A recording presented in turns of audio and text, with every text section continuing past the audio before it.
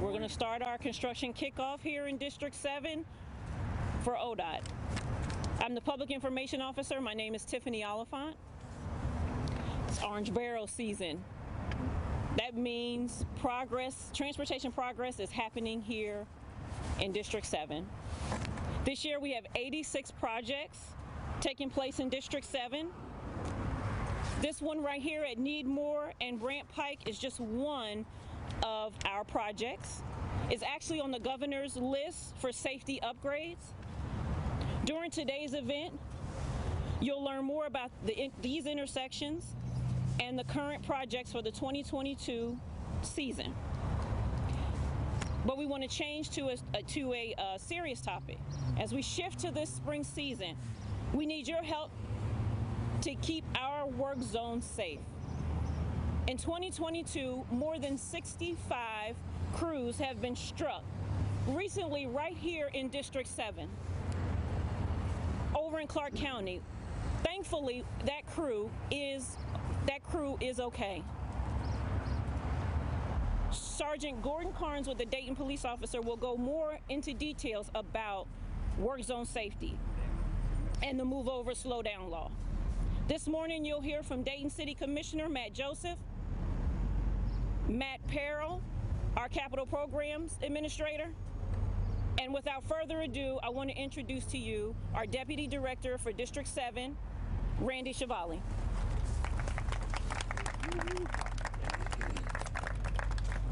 Well, thanks Tiffany, and thanks for everybody for coming out. Just real quick, I wanted to acknowledge Vansel. Thanks. These are the guys that are going to get her done. And so we got you a nice commercial for you here. But anyway, thanks for being here, and thanks for bidding and being interested in improving our transportation system. Also, just wanted to mention, I see our county engineer, Paul Gruner. Thanks, Paul, for coming. Appreciate it.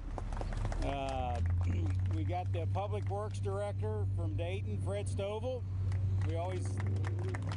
Fred always throws us a challenge when we're trying to work with Dayton. And then the Mayor of Riverside, I wanted to introduce Peter Williams. Thanks for coming. Trying to see if I missed anybody.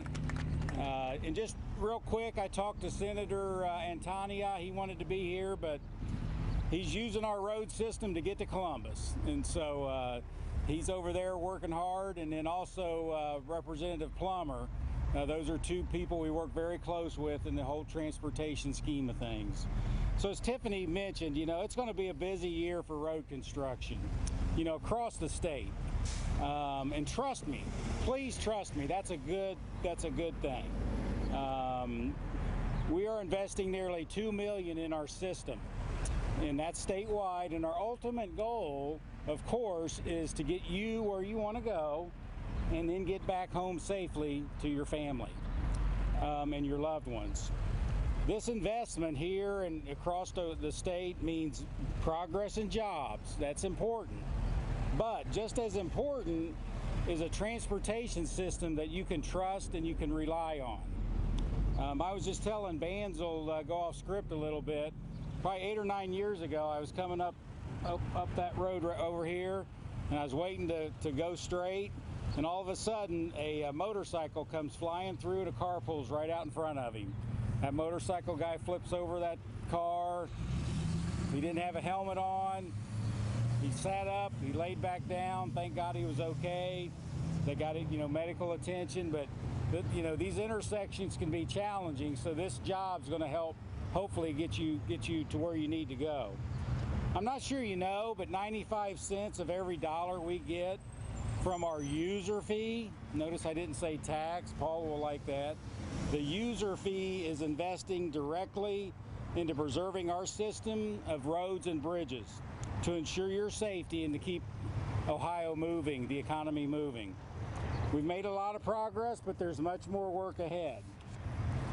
While overall traffic volumes continue to trend below the pandemic levels, truck traffic shows signs of major increases, in some places 13%.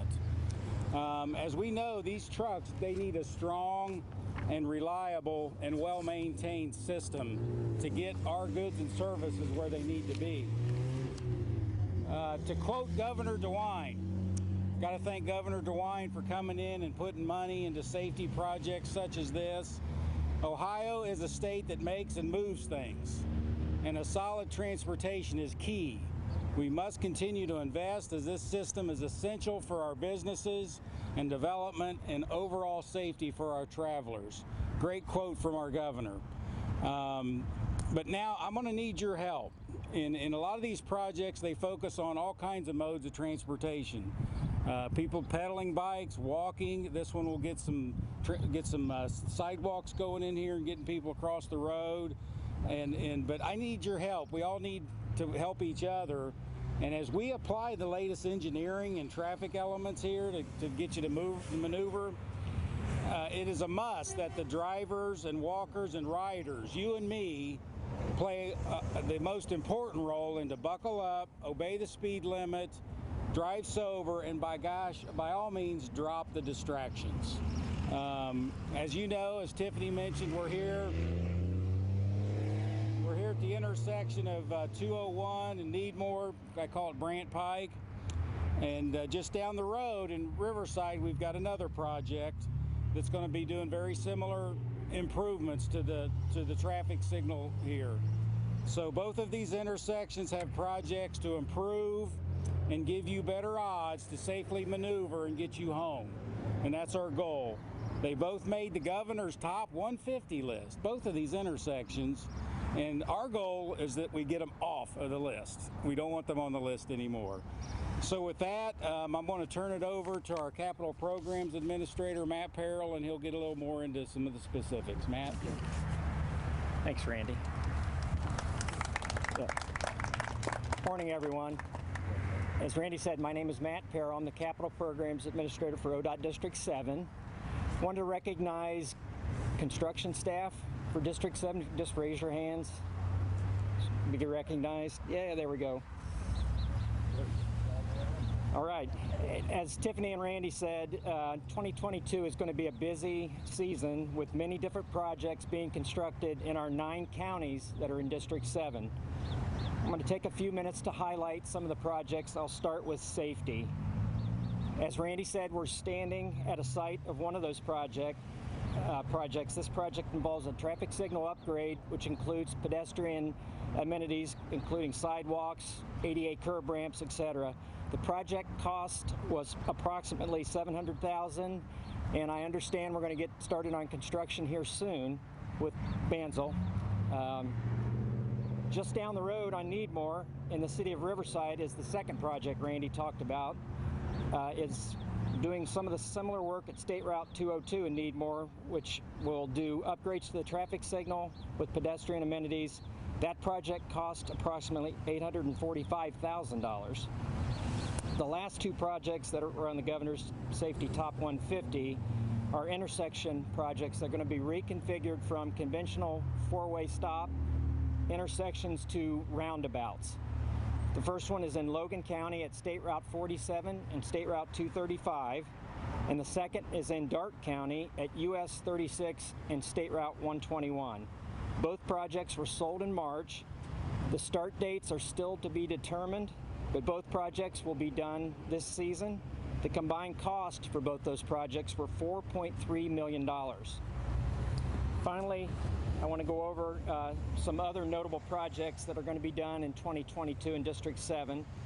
The first, which is in Season 3, is the Clark 70 lane add. It's between the interchanges of US 68 and State Route 72. It added a 3rd lane, rebuilt 6 bridges, mainline bridges. The current completion date for this $48 million project is July 15th. The next project is Montgomery County US 35 pavement rehab and add lane between Steve Whalen and the Greene County line 675 interchange. This $13 million project started in 2020 and should be scheduled to be done mid-August of this year. The third project of note is the bridge rehabilitation and deck replacement on I-75 and the Edwin C. Moses interchange, and bridge deck replacements over Carillon Boulevard and Great Miami River. That project was approximately $18 million, started in 2020, and should be done in October of this year. The next project is a unique project for the district. It's in Walkway County. It's a new pedestrian walkway and bike path. Those are being constructed across US 33 from the city of St. Mary's to the north. And when it's done, it's going to improve accessibility for students between St. Mary's Middle School and High School and the neighborhoods that are in the city itself. That project was $3.5 million, started in December. Later this summer, ODOT will be starting 2 new projects that will reconstruct asphalt on I-75. These are major rehab jobs. One of the projects is from State Route 741 and the West Carrollton interchange, and the other is between Needmore Road and State Route 4. Both projects are expected to cost in the neighborhood of $40 million and will take 3 years to complete. They are currently scheduled to sell in July of this year. Well, partnerships are key to the successful delivery of the transportation program. The City of Dayton is one of our key partners, so at this time I would like to welcome our next speaker, Matt Joseph, Dayton City Commissioner. Thank you, Matt. Yep. Appreciate it. Well, I hope I have better luck than Randy. I think they drove all the loudest cars right when Randy was talking, so I'll try to talk louder, but maybe we'll get a little more break here. Poor Randy. I want to thank you all for being there. Thank you, Matt. Thank you, Randy. Partnerships are everything in this business. I've been around a little while. I've been a commissioner for a little while for the city of Dayton, and I realized very quickly that because of the way our government is set up, because of the way our organizations are set up and our institutions, you get nothing done if you don't work together. So I'm really happy to be here with the county engineer, Mary Williams of Riverside, all you folks from ODOT. Without all the cooperation that we have now, and it's been great, nothing would get done on these roads. Between the roads that we maintain, the county maintains, the state maintains, the federal government pitches in, it's a web, and it takes work. It takes work to maintain the relationships to get these things done. It takes work to get the work done. And I really appreciate all your cooperation. Without any of you participating, it would be impossible. For this particular intersection, my fellow commissioners and I, the mayor, are very happy to have the work done here. Not only is it going to make it more resilient, it's going to make it more safe. You know, we always want to get a good transportation infrastructure, but if it's not safe, you know, that's no good. Improving the safety here is important, especially as we go into an uncertain future transportation-wise. We're going to make it safer for cars, we're going to make it safer for pedestrians and bicyclists, and I think that's a smart thing to do to hedge our bets, because a lot of uncertainty as far as transportation for the next few years. On a final note, I'm going to turn it over to Sergeant Carnes here in a second, talk about safety, but I have a good friend whose uncle was hit. It was part of a crew, and was hit because somebody didn't slow down when they saw barrels. I just want to urge everyone to get the message out that if you see construction, slow down. That could be your uncle, it could be your relative. They have a family, it could really affect their lives. It costs you nothing to slow down a little bit. So with that, I want to turn it over to Sergeant Carnes to talk a little about safety. Thank you all again. Thank you, Commissioner Joseph. Sergeant Gordon Cairns, the Dayton Police Department Traffic Services Unit Supervisor. So I'm going to talk about safety and construction zones, and we're here today kind of celebrating the start of what we call the orange barrel season, but this is a reminder that you need to, and just as the commissioners and everyone else has said before, you need to slow down. And part of slowing down and paying attention to what's going on is having a plan. And the best way to get from where you need to go, or from where you're going to where you need to go, is to get that plan and determine how you're going to get there. Look at where the construction is. Get on ODOT's website. Go to the media websites, and they'll tell you where these construction areas are, and come up with a way to get there, and how long is it going to take you. Because if you're running late and all of a sudden you start picking up your speed, and maybe you're distracted by your cell phone, your children, or something else going on, that's when these accidents happen. And it happens way too many times. We have people coming out, working for ODOT and working with the construction companies that are ultimately putting their life on the line by being on the highway and being in the road, trying to make the world and the community a better place and the roads a safer place for you, and ultimately potentially giving up their life because people are driving distracted, they're not paying attention to their surroundings, and they're in a hurry to get where they're going. So please slow down. Don't be distracted. Put your cell phone down. Don't be turning around in your seat yelling at the children in the back. I know I'm sometimes guilty of that. You got to get all those distractions out of the way and focus on the road, focus on those construction areas and the signage that they put up. They do move from day to day. You might be going left one day and right the next day, so you need to be aware of where you're going and how you're going to get there. And finally, obviously, drinking and driving, using drugs and driving is going to be a major contributor to accidents. Don't get behind the wheel if you've been drinking or if you've been using any sort of medicated drugs or even non-medicated. It's just a hazard and a danger for all of us. Thank you. Thank you so much. Great messages. Tiffany, do you want to close us out? Or Paul Gruner got me all messed up here, but I did want to recognize Erica Hawkins. Erica, raise your hand. I think I forgot.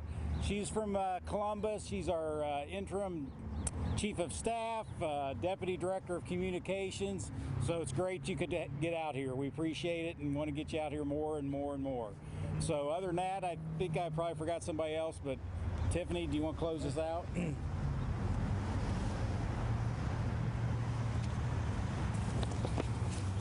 I just want to say thank you to all of our speakers for bringing us our program today, and for everyone for coming out to our event. Members of the press, make sure you get a press packet before you leave, and our speakers will be available for a one-on-one interview off the podium. Thank you, and have a great day.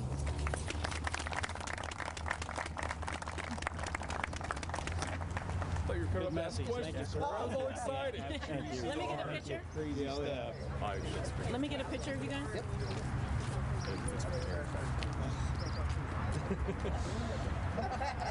Sorry, guys. I left the house and the trash was there, and I left it back. Yeah. Yeah. So, typically, that's how I do it. Thank you. Sure. Well, thank you guys. Thanks. Oh, yeah. Yeah. Appreciate it. Keep up your work.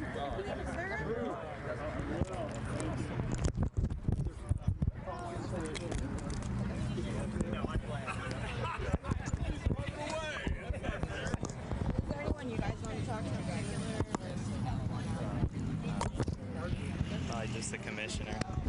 Where do I go? Give you this, pop in one of your pockets. Okay, well then do you want to have Yes, please. Okay, here you go. We'll step aside so we don't get the barrier. How are you today? I'm Matt, by the way. What's your name? I'm Paul. Nice to see you, Paul. Nice to meet you, Matt. Where are you from? Columbus. Oh, it's really? Welcome. Easiest question, can you say and spell your first and last name? I can. Matt Joseph, MattJoseph. So tell me why we're out here today. Tell me what the projects you guys have planned. You know, we're out here today to open construction season here in Dayton. ODOT, the Department of Transportation, has very kindly funded some improvements to the intersection here.